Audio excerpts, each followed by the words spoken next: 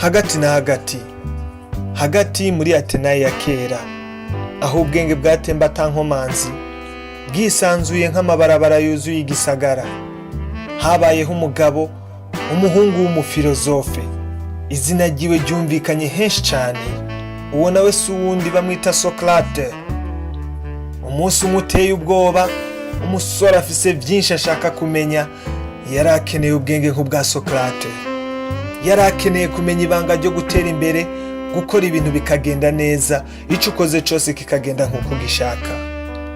Mu kanya gato cyane Socrate amaze kubimenya, yahamagaye uwo musore ngo amukurikire ku nkombe y'amazi, amusezeranya ko ibyo aje kurondera byose ataha bitahanye.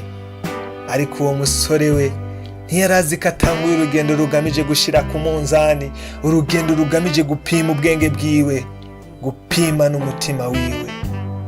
Mu buryo atari yiteguye, mu buryo bwa surprise, Socrate yamusunikiye muri ayo mazi, aramwibiza munsi cyane, ahantu hijimye kandi hateye ubwoba, ahantu uticunze neza ushobora no kuhapfira. Bimukomeranye aho munsi y'amazi guhema bitangura kunanirana.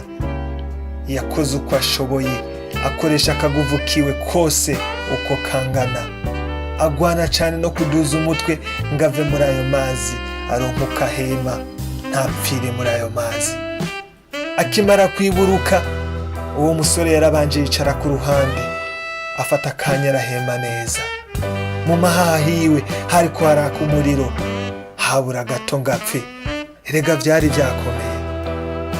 Socrate icyo yakoze, yaramwegereye aramubwira ijambo rikomeye ryamwigishije kugeza ashaje n'abagigisha abana biwe.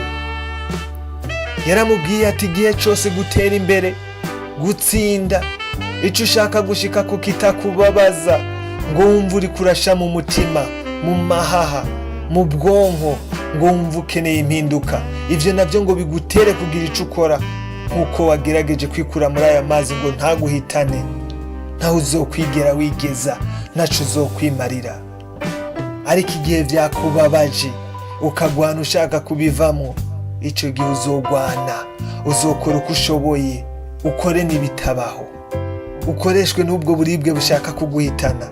Ubwo buribwe buzogutuma ukora n'ibitabaho, uzobona n'izindi nkomezi utari uzi ko ufise zinyegeje muri wewe.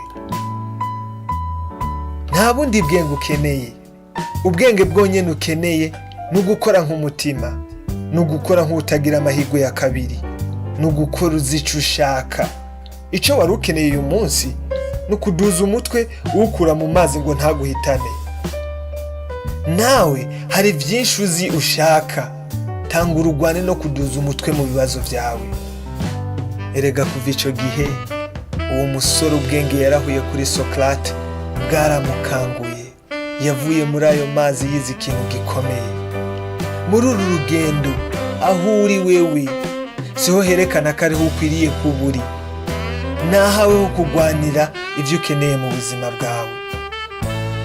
Erega kuvuga menshi siko kuyamara.